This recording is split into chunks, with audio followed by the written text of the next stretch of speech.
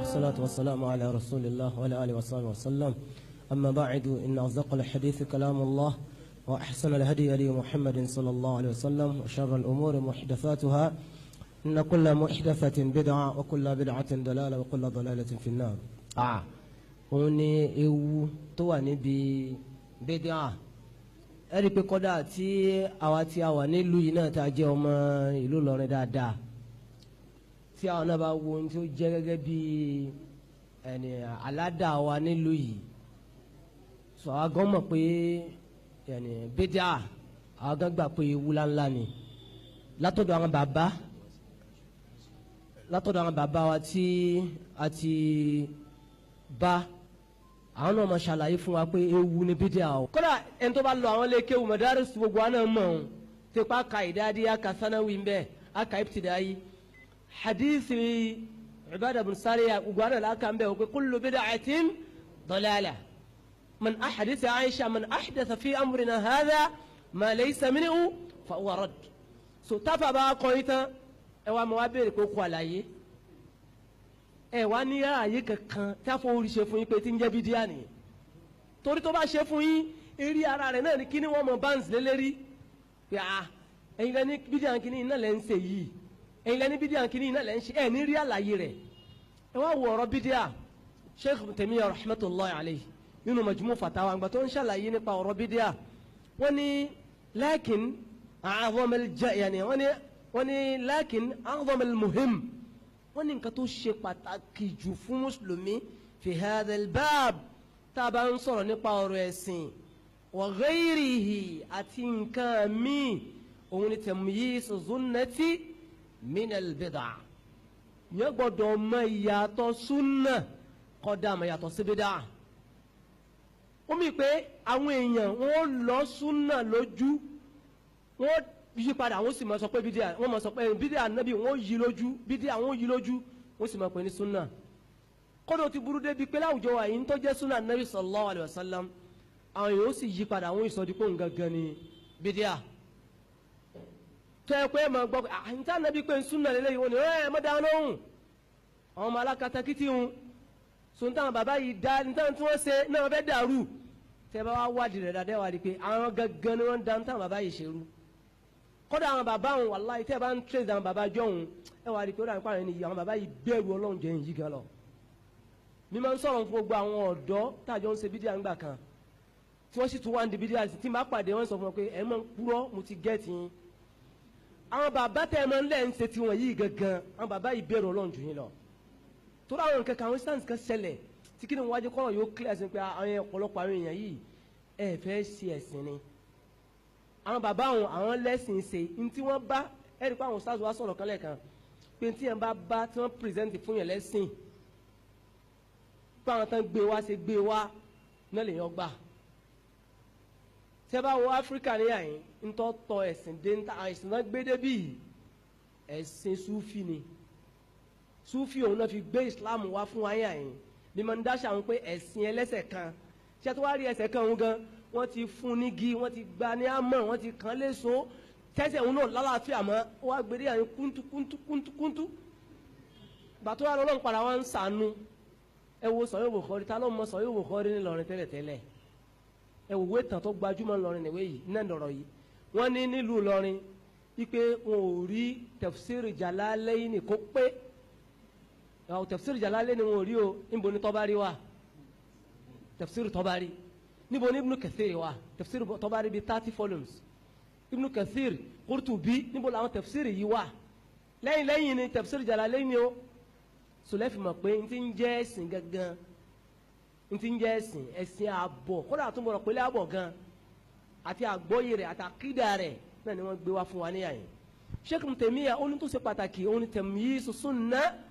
min al-bid'ah yẹn gbọ́dọ̀ dá sunna yàtọ̀ kọ́ dà mọ́ yàtọ̀ sí bid'ah torí pé kí ni Sheikh ni fa inna hadha al-bab kathura fi idtirab Sheikh ni sẹ́yìn rí ọ̀rọ̀ àti yanjú bid'ah àti yanjú súnà ìrúpapọ̀ pọ̀ ń bẹ́ẹ̀ ògbà tí Sheikh ti ń sọ̀rọ̀ ní kọ́rùnù sábẹ̀ ní Sheikh ti sẹ̀mí o ní nǹkan bíi 600 years lẹ́yìn gbàtà náà bí ikú tán ní Sheikh sẹ̀mí wọ́n ní ìrúpọ̀ àwọn èèyàn ń da ọ̀rọ̀ ìrúpapọ̀ mọ́ra wọn fil usuli wal furu' níbi ọ̀rọ̀ àkídà àti níbi ọ̀rọ̀ ẹ̀sìn ọ̀rọ̀ àwọn bá a ṣe ń ṣe ìbádà wa wọ́n da gbogbo ẹ̀rú àtọ̀rọ̀ àkídà wa wọ́n da gbogbo ẹ̀rú so haythu yaz'umu kullu fariqin anna tariqahu huwa sunnah ó débi kó ń kálukú gan yọmọ wa parọ́ pé mi àwọn làwà lérí ojú ọ̀nà sunna ni sunna anabi là ń ṣe nísìn so ó tiẹ̀ wá dá nísìn àwọn yóò tiẹ̀ sọ pé sunna àwọn ò ṣe tẹ́bá ní kílẹ̀ ń ṣe wọn ni sufi làwọn ń ṣe àwọn èso sunna ọ̀ adá báyìí ó mi pa àwọn tọ̀hún gbogbo ọ̀nà tiẹ̀ máa ń pera pé alùsùnà là gbàgbọ́ tó rí pé sí sufi lẹ́fẹ̀ẹ́ sọ yẹ tracy sufi wa wọ́n ní pé àwọn òrí tracy mọ́tò wa ni kọ́dà sufi òun gẹ́tọ́ ni sunna ó kọ méjì sẹ́ máa ń jó kọ̀ọ̀kan sufi òun náà tó ni sunna ó mi pé ọ̀rọ̀ yìí ń dàrú papọ̀ lóòótọ́ tó mi pé bídíà mùsùlùmí gbọ́dọ̀ mọ̀ pé kí ni ń jẹ́ bídíà mùsùlùmí gbọ́dọ̀ mọ̀ pé kí ni ń jẹ́ sunna wà láyé sunna tí wàá ṣe fún wa látẹ̀kàn yìí bídíà ń ta gbọ́dọ̀ tó wá mọ̀ náà ni táwọn afábá ń ṣàlàyé bídíà àwọn oríṣiríṣi ọ̀nà náà mo fi ń sọ àwọn tààrífù bídíà so àwọn oríṣiríṣi tààrífù àti lọ́pọ̀ rẹ́kẹ́tẹ́ kọ́ra ẹ̀ bọ́ ọba débi pé tí a bá tún sọ̀rọ̀ bídíà náà àwọn èèyàn tó dàrú débi pé n tí èsè bídíà àwọn ó sì mọ ní bídíà ni ní àfa gbà ọmọ gbọ́ microphone kí ni yẹn àwọn èèyàn náà bá hó ní bídíà ó ní sẹ́ẹ̀ ló microphone nìsín ànẹ́yìn náà ń ṣe bídíà ó mi pé kò yé wọn tẹ́bá ní albidà lugatan ó yàtọ̀ sí bídà fi dín tẹ́bá ní bídà nínú ọ̀rọ̀ ayé náà lọ́nà ọba ń sọ ní alukur'an tánà bí sọ̀rọ̀ sọ́lá kí ma kuntu bid'an min ar-rusul ó mi pé kí n ó gbé nǹkan shay'ul jadid kó o gbé nǹkan tuntun kí n kò jẹ́ nǹkan àkọ́kọ́ nínú èdè Lárúbáwá náà lànà bí n sọ pé mi kọ́lá àkọ́kọ́ ma kuntu bid'an min ar-rusul èmi kọ́lá àkọ́kọ́ òjíṣẹ́ ó mi pa àwọn òjíṣẹ́ kan ti sáwájú mi Nuhu sáwájú mi Ibrahim sáwájú mi Musa sáwájú mi Isa sáwájú mi shara'a lakum mina ad-dini ma wasa bihi Nuhan wa Ibrahim wa Isa wa Musa ọlọ́ni àwọn ntí wà nábì ta sọ pé kí wà nábì gbé wáyé gbogbo àwọn tó ti sáwájú lẹ́nu ànábì ọlọ́run ọba àwọn náà ti gbé wá kìí ṣe wọlé àkọ́kọ́ náà ni ọlọ́run fi máa sọ fún ànábì gbà mí tí nǹkan kan bá ń ṣe ọlọ́run ni wala yanzunka qawluhum méjì kọ́rọ̀ ọ̀yọ́ bá wọn nu jẹ́ o àwọn táwọn eléyìí ń ṣe méjì kọ́ bọ̀ ọ̀nù jẹ́ àwọn kan ti ṣe bẹ́ẹ̀ tú àwọn tó ṣáwájú rẹ̀ wọ́n ti ṣe bẹ́ẹ̀ fún wọn jù bẹ́ẹ̀ lọ so náà ni gbogbo àwọn ọ̀rọ̀ yẹn ni máa ń pọ̀ nínú ṣe sí alukur'an òun ni pé tẹ́bá ní bídà nínú èdè nǹkan tuntun ní jẹ́ bẹ́ẹ̀ ó túmọ̀ sí pé tá a bá ń sọ pé nǹkan tuntun gbogbo irú àwọn microphone nìsín nǹkan tuntun nínú èdè Lárúbáwá ni kò sí nǹkan kẹ́yìn ó lò handset nǹkan tuntun ni yóò wá túmọ̀ sí pé handset wọn ni bídíà sọtìrì báwọn kódò àwọn èèyàn bá débi pé lérí rédíò wọ́n sì mọ̀ ní ẹ̀wọ̀n ó gbọ́ nǹkan náà ní bídíà kódà tí yẹn bá so wọ́n fẹ̀lẹ̀ ní bídíà ni ẹ̀sìn láwọn wọ́n ń gun mọ́tò wọ́n ń gun pléènì kílétọ̀ lọ́mọ́kà kọ́ mọ́ rìn lọ́mọ́kà fúnra rẹ̀ ní kó lóun ṣe bídíà kó lóun ní ṣe bídíà kílétọ̀ ọmọ gẹ̀ẹ́sì kó lóun ní ṣe bídíà irú àgbọ́yé wò lélẹ́yìí èmi máa ń sọ kí ni pé tí yẹn bá fẹ́ takò nǹkan kan wọn náà tiẹ̀ gbìyànjú tiẹ̀ lọ lè kà ní táwọn ènìyàn pé kílẹ̀ tiẹ̀ ń wí gan ẹni tí bá ń ṣe báwọn ó súnmọ́ kó tètè rí òdodo lọ́dọ̀ Ọlọ́run ọba pé kílẹ̀ ń wí ẹjẹ́ ìrìn ti yín náà torí ńgbà kan táwọn tí àwọn kan níta àwọn tàbílẹ̀gì wọn kémi tó máa ṣe àwọn kí n tó gbọ́ àkídà súnà yé kó tó yé mi kọ́lọ̀ nǹkan ṣe àṣàlékún fún mi jù báyìí lọ àwọn èèyàn kan yé mi tó yẹ pé kílẹ̀ gbé lọ́wọ́ gan ní mú mi débẹ̀ kílẹ̀ gbé lọ́wọ́ ṣòkòtò yín ti ìbalẹ̀ yìí kí ni wọn ni wọn rèénu Riyadu Sọ́ọ̀lì náà wọn pé Riyadu Sọ́ọ̀lì náà kan náà ni èmi náà sì ní ṣe bẹ́ẹ̀ mà kí sì Riyadu Sọ́ọ̀lì náà yìí náà lọ́wọ́ àdìsí ànábì ni ṣòkòtò tèmi náà ní balẹ̀ mọ́ ó dà ẹnu gbọ́dọ̀ tó ń sọ́ọ̀lì ẹ̀yìn bó lẹ́ ti rí ànábì ló wí bẹ́ẹ̀ òun náà rè èmi náà sì ní ṣe léyìí mà ìní fárun gbọ̀n mọ́ so tí ẹ bá ń gbìyànjú láti pé mo fẹ́ mọ járó ẹ̀yìn kìíní yìí pé kílẹ̀ ń pa gan so wàhálà ẹ̀ ń kálukú wa láàmú ọmọ òdodo àmọ́ pọ̀lọpọ̀ ẹlòmíì ò tètè kọ́kọ́ sílẹ̀ mi rẹ̀ parẹ́ ni pé sórí táwọn bàbá làwọn ṣe òpùrọ́ ni o kò ṣe táwọn bàbá wọn náà kò ṣe táwọn bàbá yẹn tó a kó táwọn bàbá ni ọ̀rọ̀ sẹ́pẹ́rẹ́ sẹ́ni tó bá fẹ́ ṣe táwọn bàbá wọn lóòótọ́ gan yóò rí i pé súnà làwọn bàbá yìí gan fẹ́ ṣe gbogbo àná làjọ ń sọ̀rọ̀ kan kọ́lọ́nkọ́ bá ń kẹ́ ọmọ ìyá mi àfa Abdulgafar oníwìrìdì ó ní kíní kan máa ń sáǹdì ní ọpọlọ nílàkàyà wọn ní gbogbo gbà ipe gbogbo gbà ní kíní wọn máa ń sáǹdì lọ́pọlọ wọn pé òkè súnà kí làwọn bàbá yìí rò débi òkè súnà ó túmọ̀ sí pé súnà nábì làwọn bàbá yìí fẹ́ ṣe àárí òkè súnfí rí Ìlọrin àbí kò sókè súnfí ó mi pé àwọn bàbá yìí ò nídìí ẹ̀ súnà yìí náà nídìí ẹ wá wọn mọ́sán ṣàdúrà súnà wọn lọ́lọ́ padà wá gba àdúrà súnà wọn náà kọ́lọ́n bá kú tún gbà jù báyìí lọ so òun ni pé nínú ẹ̀sìn sábà ní bídà àbí nínú èdè kódà bídà yìí tó máa ń jẹ́ àtàb wàhálà sábà ní abdá ẹtìlẹ ibil ara kúmi ti wàhálà ó ti rẹ̀ ó ti ṣe wàhálà ní òde Lárúbáwá náà ni àmọ́ nínú ẹ̀sìn sábà ní tí ń kí ní ń jẹ́ bídà so àwọn afa ṣàlàyé ẹ̀ mo sọ lóṣìṣì so ẹ wọ́rú títí Sheikh Shatibi rahmatullahi alayhi ó ní tariqatun fi ad-din mukhtara'atun tuda'i shar'iyya yuqsadu biha bis-suluq 'alayha al-mubalagha fi ad-din ó ní tí ń jẹ́ yẹni al-bid'a òun náà ní ọ̀rọ̀ ọ̀nà kan nínú ẹ̀sìn tó ṣe pé mukhtara'a ẹ wò fi ad-din nínú ẹ̀sìn ni mukhtara'a wọ́n dálẹ̀ ni mi pe kò ní trace dọ́dọ̀ anabi sallallahu alayhi wa sallam tó bá ń bí ọ pé sànàbì ló ṣe òní mu wa sáwọn sàábé ló ṣe òní mu wa ó lè wá jẹ́ ọ̀nà kan ẹ̀wọ̀ ẹlòmíì nìṣẹ́ wúrọ̀ àwọn ọ̀nà oríṣiríṣi tá à ń sọ́lẹ̀ kan yẹn gbogbo ọ̀nà táwọn ọmọ mi ń tara jẹnu o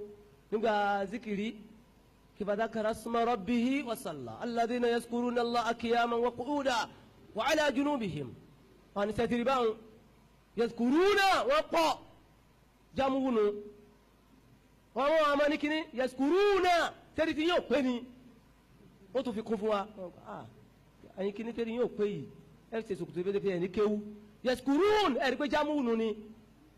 ní wọ́n ti pé kò sí musharaka níbẹ̀ kì í ṣe ziga musharaka ló gbé wa bí wọ́n jọ ń ṣe papọ̀ kò sí sígà rẹ̀ ń bẹ̀ kọ́lá ìwúta yẹn gba àwọn èèyàn dé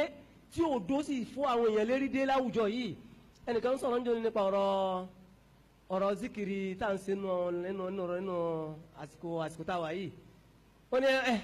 ọlọ́wọ́ á mú ọ ní ìsìn wọ́n tọ́ lóòní ṣe zikiri jàmọ́ yìí ó ṣe zikiri jàmọ́ yìí nínú àwẹ̀ nínú léyà yìí o náà ni Allahu akbar la ilaha illallah Allahu akbar walillahil hamd ó ní ẹ ṣe zikiri jàmọ́ yìí tó lẹ́yìn gbogbo òun ẹ ṣe orí nǹkan orí báyìí sẹ́yìn gbogbo òun ń bolẹ̀ rí wà pé lẹ́yìn gbogbo òun ẹ mọ̀ sí Allahu akbar ọlọ́run ọba lọ́sọ̀kọ́ wal tukabbirullaha ala ma hadakum lásìkò yìí ẹ máa gbé ọlọ́run ọba tóbi àwọn sàhábà ṣe kọ́dà láàrin ìjà Ibn Umar láwọn máa ń ṣe dáàrin ìjà àwọn tí wọ́n sọ dìgbẹ́ wọn lè tọ̀ wọn ní ká máa ṣe síkìrì náà ní ó táwọn ní ẹ máa ṣe síkìrì àní ẹ máa pariwo ṣe ẹ máa ṣe lóhùn kan náà tòun ti bẹ́ẹ̀ náà eléyìí gan kìí so nǹkan lẹ́yìn máa ṣe pé ọ̀yá ẹnìkan ọmọdé ẹnìkan máa gbé àbẹ̀wò ẹjọ́ ọmọ ṣe papọ̀ kò sẹ́rì fún un kálukú ṣe tiẹ̀ náà ni a ṣe jákè àmọ́ bí làbẹ́ẹ̀ká tá a máa ń ṣe ní àjì náà ni so lẹ́fìmọ̀ pàwọn èèyàn pé kò sí ọ̀nà kankan fáwọn èèyàn láti fi sọ pé asáfẹ́ tako sunna Nabi sallallahu alaihi wasallam ẹni wọ́n tún máa bára rẹ̀ nínú àìmọ̀kan ni ní tí mo wá fẹ́ lọ gẹ́gẹ́ bí àsìkò mi torí wù mí mo ṣe fẹ́ náà lọ́nà sí ní kórì yìí fẹ́ ká gbádùn àwọn ustaz wa dáadáa so òun ni pé a fẹ́ wò pé kí ni ń fa bídíà láwùjọ wa yìí gan kí ló dé táwọn èèyàn fi máa ń ṣe bídíà ní àwùjọ wa sábà wọn ti ń fa bídíà láwùjọ wa àkọ́kọ́ ni pé aljahal àìmọ̀kan aljahal wala siyama bi sunnati nabi sallallahu alayhi wa sallam ẹlòmíì lè mọ ní àìmọ̀kan àwọn èèyàn mọ̀kéwú ní àwùjọ yìí èmi tún discover lásìkò yìí gan pé àwọn èèyàn mọ̀kéwú mẹ́nìsìn ní àsìkò yìí àwọn èèyàn mọ̀kéwú gan mọ́ kì í ṣe pé sunna gangan jálù bí sunna kọ́ sẹ́kẹ́ńgbà kan èèyàn mọ̀ pé àwọn èèyàn mọ̀kéwú pé àmọ́ àwọn eléyìí nìsín wọn ò tiẹ̀ sí ní kéwú gan mọ́ àfi agídí ogun náà wá kí nìsín wọn ò ní ìdí kéwú mọ́ nìsín náà lèmi sọ fún àwọn àtàjọ ń súná nìsín pé ẹ̀yìn tí wọ́n kéwú wọn ò ṣe ìyá láyé ẹ̀sìn torí wọn ò kéwú mọ́ ogun ní owó náà wá kí nìsín kọ́lá kéwú wọn ò mọ̀ pé wọn ò ní mọ̀ kankan pé wọ́n dànù dẹ́ wọn mọ̀ wí lẹ́nu iná nínú máa ń dùn pé ẹ̀wọ̀n ẹ ti ṣe ẹ̀sìn torí ńgbà kan àwọn ẹ̀wò tẹ́yàn bá rí ẹni tó bá mọ̀ kéwú tẹ́ bá jọ fẹ́ fa wàhálà lórí ọ̀rọ̀ ẹ̀sìn tẹ́jọ́ fẹ́ sọ̀rọ̀ pé kẹfìn kan yíra yín fìtínà yín ò ní pọ̀ sáti kọ́ ẹ̀rí fún pé ẹ̀yin náà kà yóò sì rọrùn àmọ́ nìsín ó tún ẹ̀ tó pè kalẹ̀ tí a mọ̀ sọ fún pé orí ni wa qala Rasulullah sallallahu alaihi wasallam albayyin kini ó ti àwọn àmọ́ sàlàyé rẹ̀ fún lẹ́ẹ̀kọ̀kan pé yadhkuruna kìí ṣe musharaka padà sínú inú sọ́rfù fa'ala òun ni musharaka níbo lélẹ́ yìí wà nísìn wọ́n sọ àmọ́ aṣáàlàyé fún sàlàyé wọn ni kọ̀mọ́ tó mọ́ rẹ̀ nítorí pé àfẹ́ ìlérí wọn tí ọmọ ti ń jẹ́ rúbáyé bọ́ tí fìlì bá ti di afọ́lá kó dìmúdọ́ rúbáyé wàhálà dénú wọ́n ni wàyẹ́dì kọ̀mọ́ ìjọ pè mọ́ bẹ́ẹ̀ yúdí rọ̀bù lọ́bẹ̀ yóò ọkọ̀ wàyẹ́dì bù ọkọ̀ náà ni ó wá fi nà á tẹ́ ìpè kẹwọ́ ẹwu àfẹ́sìn ní ilé yìí so lẹ́yìn àwọn èèyàn gan àìmọ̀kan bí súnà pẹ̀lú súnà náà sallallahu alaihi wasallam àwọn èèyàn dá súnà nábì mà yíò ń bẹnu tó ṣe pé ń jẹ́ káwọn èèyàn máa kó sínú bídà lẹ́yìn náà wà jahil bi ilmi al-mustalah hadith àwọn èèyàn tó mọ ilmu mustalah hadith